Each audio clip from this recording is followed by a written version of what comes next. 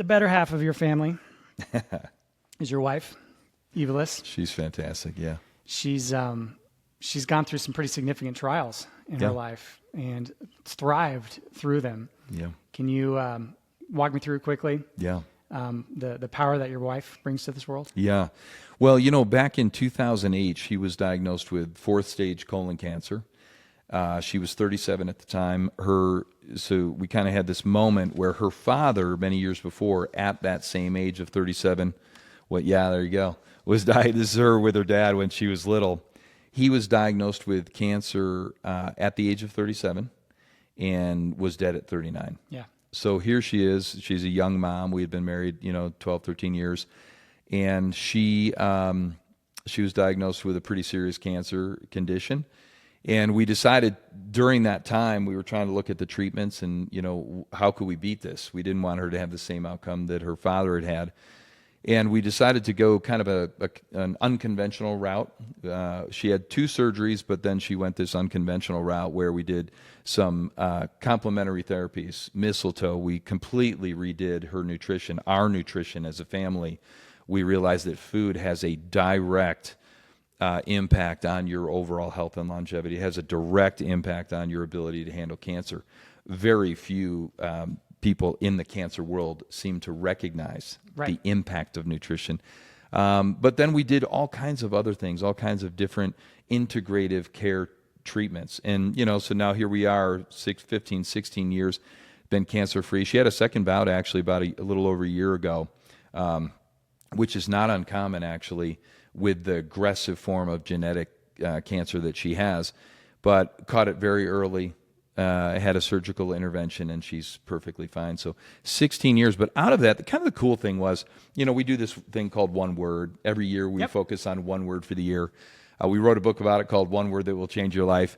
But, in that year 2009, which was after her surgeries through Johns Hopkins, her word for the year was believe. We kept we got a lot of bad news in the early days. Like, hey, you probably ought to get your affairs in order. You probably have less than 2 years to live, type of thing. And, we at the time were really digging into our faith. And for the 3 years prior to that, we were really trying to take control of our thinking, of our mindset. And any negative thoughts that we had, any self-defeating or sabotaging thoughts that we would have, we would turn it around. We would reject it, essentially take it captive, as the scripture would say, and then we would replace it with God's truth. So that's trash. That negative thinking is trash. So let's replace it with the truth. So 3 years before that, we had kind of renovated our thinking. So now here we are. She selects this word believe for 2009 because we knew it was going to take belief in the impossible.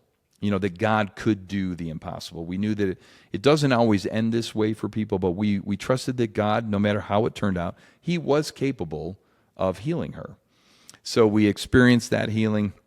But out of that, of course, I think that God usually allows us to have adversity so that we can then bless others, comfort others in that. We started this organization called Believe Big. And that Believe Big Foundation started with a very small vision and a very humble beginnings, and has grown now into this organization that impacts millions of people, helping patients and their families find their pathway to healing. We've seen miraculous things happen. We've seen people, overcome the fear of that diagnosis. You kind of go into this doom loop of fear. And it's really helped people to be healed spiritually, mentally, physically, emotionally, all directions. Been pretty cool. You've helped millions. Yeah, it's absolutely crazy. Yeah, it's a very large organization. Yes. And absolutely profound. I mean, I was looking through, your backgrounds in some of these photos when in 2008, right? Yeah. Here you are wondering if your 4 kiddos are going to have a mom. Yes. And I'll overlay this on, but right? I mean, there's your kiddos now, right? Oh, man. It's amazing. Up at Lake Dillon, it looks like. No, somewhere else. That's somewhere here. That is local. I don't know how. Yeah. I can't remember where that photo was, but oh my gosh. I mean, back in the days, she was such a young mom, and the kids were so young at the time. And, we always were thinking, people were like, hey, how are the kids going to be affected? And you know what? We don't know, but we do know that God promises to turn all things for good for those who love Him. So we know in Romans 8:28 that God is going to use this. You know, you have two ways you can go with pain and adversity. You can turn to bitterness, or you can get better. And God is faithful to turn these hard situations for our benefit and for the blessing of others.